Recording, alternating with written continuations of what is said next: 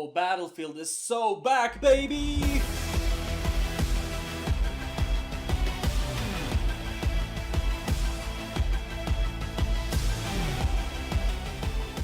Tanks flipping over? Check. Jets defying gravity? Check. Getting obliterated by a sniper from 1300 meters on Operation Firestorm while barely setting foot out of her spawn?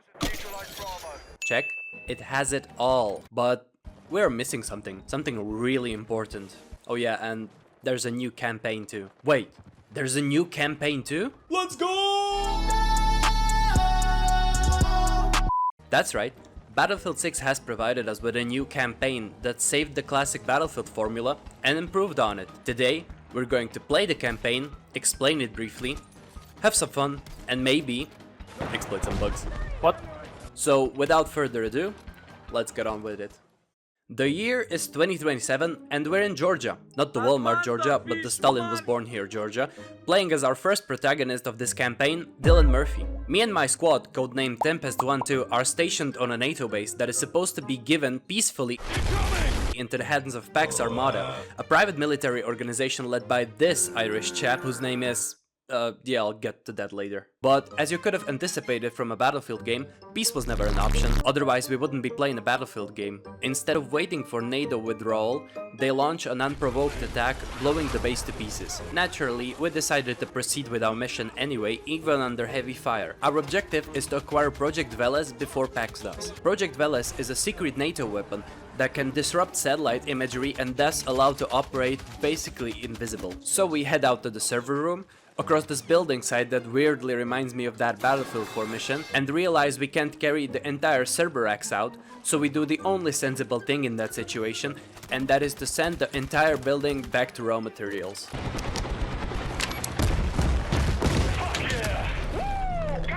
Got him! And of course, the exfil never succeeds on the first try. But we somehow survive that and wait for another evac under heavy fire and... well, of course they are standing on an American flag. How much more patriotic can you make it? Everyone is then shot, except Murphy, because... and then another helicopter comes to rescue us. No one else made it up? It's just me.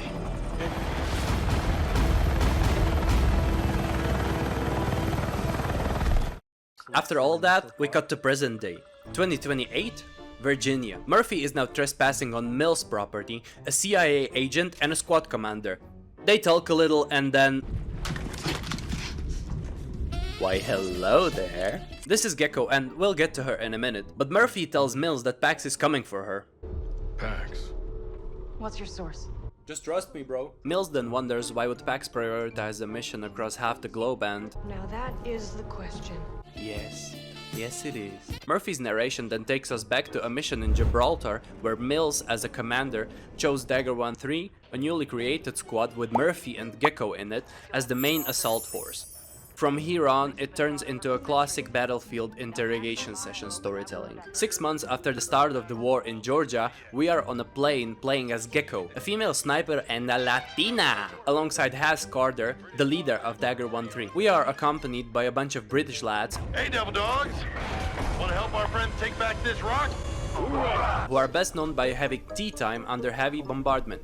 Few minutes. You can forget about the war. Our objective is to destroy some AA guns and clear out the airspace for an invasion of the Rock, not the Dwayne. Then comes the classic cinematic moment. I'm getting serious goosebumps. Did I just witness a war crime? And after landing, taking out a bunch of dudes, and this depiction of BF's destruction,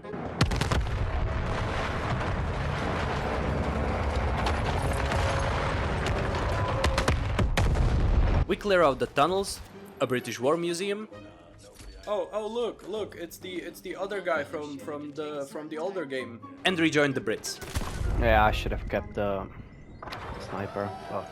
And then think fast! Explosion sequence. And finally, we let our friends know that they can join in on the fun. Also, Has mentions Operation Angry Sea, which is a mission in Battlefield 4, so that's pretty cool. Just like Operation Angry Sea in 2020.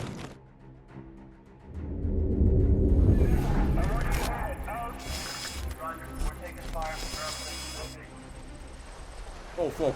Lopez, we gotta go. Jumping into Amtrak's and assaulting a beach, we launch Operation Gladius. Playing as Murphy again, together with Lopez, the least interesting character in the game, we pushed through defenses and regrouped with Haas and Gecko. Bit of a stroll across the town follows and... God damn it. Oh, here's the Irishman, and he's executing the Brits. How ironic. We chase after him, but in a good old villain fashion, he vanishes like your self-esteem after a minor public inconvenience.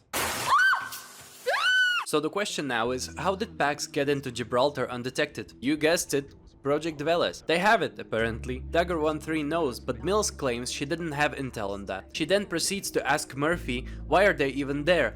To which he mysteriously answers, What happened to trust me like I trust you? Like in Cairo. It then takes us back to Cairo to secure intel about Pax's new plans. And here comes another scene from Battlefield 4. Yeah, it's chaos. Cairo is controlled by Pax, which people don't like for some reason, so they revolt. We have to avoid any detection and waddle through the city to enter the palace, which means... sneaky time.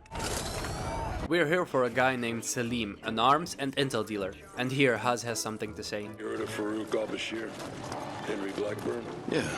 There's a whole module on it at the academy. Oh, wait, look, that's the other guy from the other game. That's so cool! Once we get there, we find out that Salim has opted for an early retirement. When asked if he's okay, he gives us the thumbs up. And we take those. No, wait, no. No, what are you doing? No, no, no! Well, as it turns out, he has a subdermal chip implanted in his thumb that holds the intel that we need. And I guess he won't need the thumb anymore. So that was the last nail in his coffin. What? That was funny. It's called humor, guys. You wouldn't get it. Now that we've got our first like, Okay, I'll stop. Now that we've got the intel, we have to get to the exfil, which, you guessed it. Yeah. Take cover! Luckily, we got another one. But before that, Lopez loses the intel.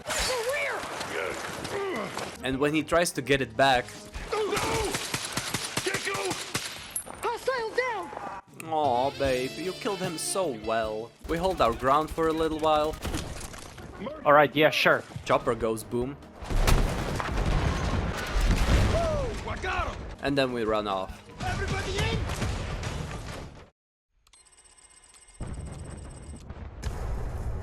Gecko inbound. Swap out east. Now here's the interesting part. Cairo. Was not addressing you, ma'am. Oh, okay, I'm sorry.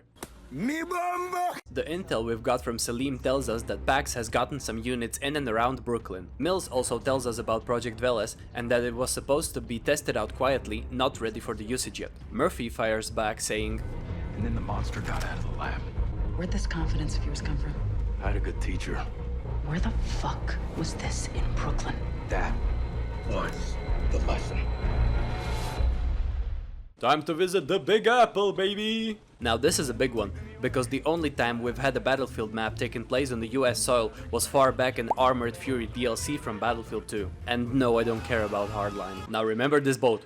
Important later on. Rapid fire progress. Land. Brief. Get this truck closer to the enemy. We run. Nice houses. Hammer time. A little bit of shooting. More shooting. Locate Bax's HQ. This Irish guy is now talking to us.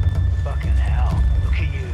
Actually, his name is Kincaid, and he's planning on using the rockets on the boat that you remembered against New York by planting a device on the boat that can remotely release hell on Brooklyn. So that's pretty nifty, I would say. Now we've got the located transmitters that Kincaid is using to get the people of Brooklyn more familiar with the term firework.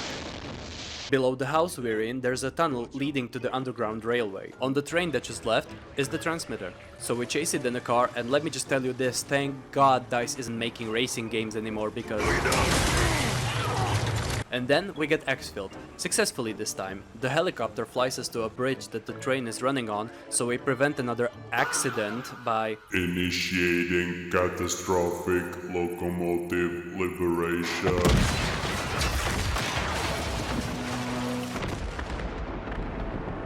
We then board the train because, of course... But Bethesda did it first! And disconnect the antenna.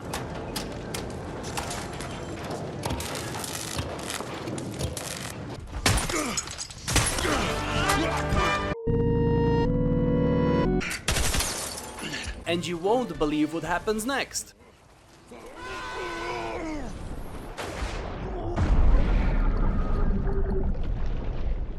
Still in the mighty States, we realize that Kincaid has a bigger target than New York itself, and that is the president, who confidently decided that he would hold a NATO summit in the same city that is half occupied by the people who tried to overthrow him. So we rush after him, find his unit under heavy fire, help them, and meet the president, who is played by this guy. We are tasked with getting the president, codenamed That would be Everest.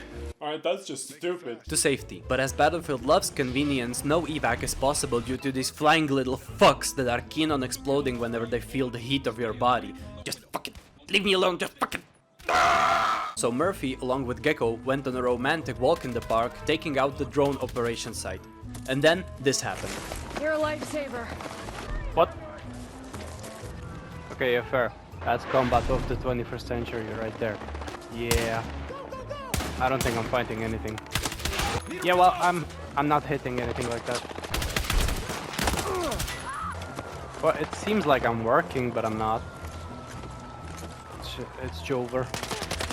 Hey, you know what? Kill me. How about that? Oh, nobody can kill me. Can you kill me? No. I'm playing this on veteran, and nobody's killing me. Oh, there we go. Okay, now revive me, please. No, Gecko, turn around, no! Oh my god! After I respawned with my kneecaps intact, we proceeded to drop the bridge onto the drone command and enter a speed chase, protecting the presidential limo and then defending the extraction point. Now you see, when the game does it the first time, it's new and fun. When it does the second time, it's alright. But in this case, third time isn't a charm, it's a fucking nuisance. After the president is safe, Kincaid arrives, stabs Haz, beats Murphy's face, and then strolls off. And before Haz dies, he names Murphy the new leader of Dagger 1-3. To fill up the vacancy in our squad, Hemlock is introduced, a masked badass that tragically reminds me of Ghost from Call of Duty. Man, I swear DICE is just spitting into Activision's face with this. Hemlock announces that Gecko sighted enemies in the perimeter, and he asks Mills if it's an extraction team or a kill squad, which tells us they know more than they're letting on. They tie Mills down in the kitchen and prepare themselves to take out the approaching enemies when the TV broadcast takes us back to Cairo once again. Tank mission, woohoo! As much as it was fun to play it, it is a little less interesting to talk about it, so let's get through it quickly. We are playing as Ibrahim Al-Khatib, an Egyptian tank commander on an assault on a highway outside of Cairo. Simple plot here. Chopper gets shot down and crashes into a nearby town. In that chopper was a friend of Ibrahim, Captain Yasta, who survives the crash, so we go and save him. Yeah, that's it. Back in present time, Dagger 1-3 successfully takes out all approaching enemies in a rather satisfying manner. Excellent. And then Hemlock claims he didn't know who Pax really were because Mills didn't tell him, and she sent him to join Dagger in Tajikistan only as an elite task force. Which brings us to Tajikistan. Holy! We're nearing the end of the campaign. This mission serves as the prep for the assault on the main Pax base. The Dagger is tasked with, you guessed it, destroying more AA guns to clear out the airspace. But this time we've got a little treat in our toolbox. Drones too far out. This mission also gives us something new yet familiar from previous Battlefield installments, and that is an open map like, here's the targets, go crazy. And so we do. But this time there's a fourth AA gun just sitting past this dam that we have to fight through. Now this dam got me sort of reminiscing. God, I wish they added that. Nope, there. Yeah, Here's Lopez tweaking a little.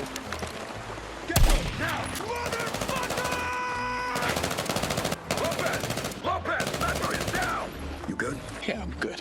And we get to use the UCAV. That's pretty cool.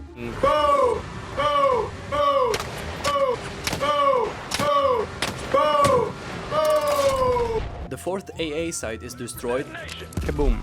But yet another plot twist hits. The air defense systems will be back online soon. The solution is quite simple. Flood the whole place by destroying the dam. Hell yeah. Hell yeah. So we call an airstrike, but the dam is defended by a couple of mobile AA guns, so we take those out too. Then we get surrounded from both sides, so we have to rappel down the dam just as the airstrike hits.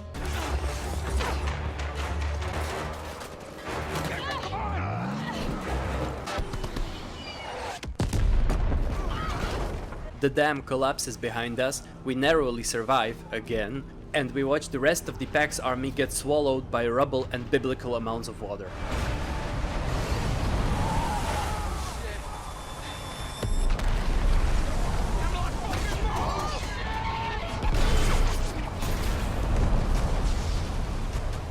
Mills escapes the handcuffs and is now running. A very goofy run, by the way.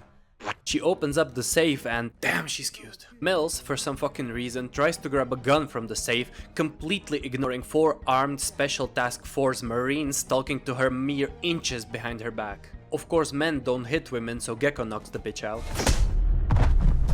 That was so fucking hot. What? This is what she's been hiding. In that safe, there is also a list of people that basically either work within or are connected to Pax operations. Mills claims that it's her people and they are meant to destroy Pax from inside, but I'm calling the cap. Stop the cap!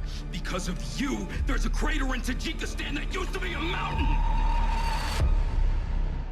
The last mission of this campaign is called Always Forward, which sends shivers down my spine because the first mission is called Always Faithful. That's the motto of United States Marine Corps, and I'm weak for these kinds of things. The objective is quite simple: disarm 4 hypersonic missiles. To get there, we shoot a bunch of dudes like always. Then there's this scene that reminds me of BF3 when you run towards Tehran and oh, look at her, she's so cute and pretty, shooting and murdering. Yes, she is, she's so pretty. We get to use the Igla. Hell yeah, that's what I'm talking about! And then ride the tank in between missile silos for more effective mass murdering. We disarm the first missile and the second missile. The third and the fourth are being disarmed by other teams, but the fourth missile...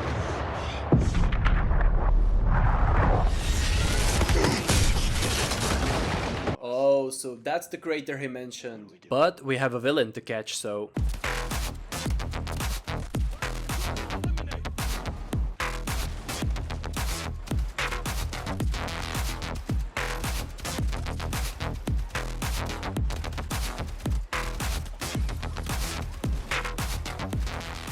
And there he is. Tell Melissa the Gitter says hello. You were told to shut up! Holy shit, I love her. Ask her why she wants me dead so bad. You're here to clean up on loose ends. Trying to get in your head. Same as Carter. A recruit! All this time Pax had the backing of the CIA, you dumb fuck.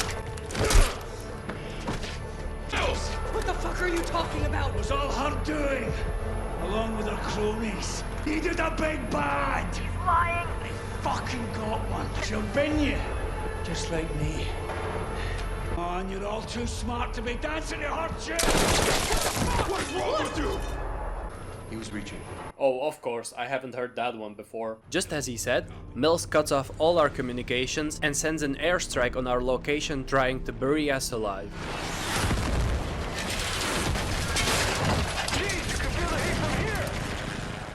Yes, I have plans for the Pax. Nearly a dozen. I'm their only lifeline, and Kincaid knew it. He sent a team to get the list and take them out. Or maybe the team was coming to extract you. You had a go bag packed and ready. Oh my god, she's brilliant. You built Pax. There it is. You think I built Pax alone? No, I don't think women can do that. What did he say? Just a part. Okay, that just ruins the Activision gig. So basically what this means is that Mills built Pax alongside other wealthy people that funded the whole thing. Pax was supposed to be a CIA project to consolidate all common enemies into one fraction that could be monitored and controlled by CIA, but it backfired on them. They wanted Pax Armada as a tool to control world conflicts, but instead they accidentally created one. Which means that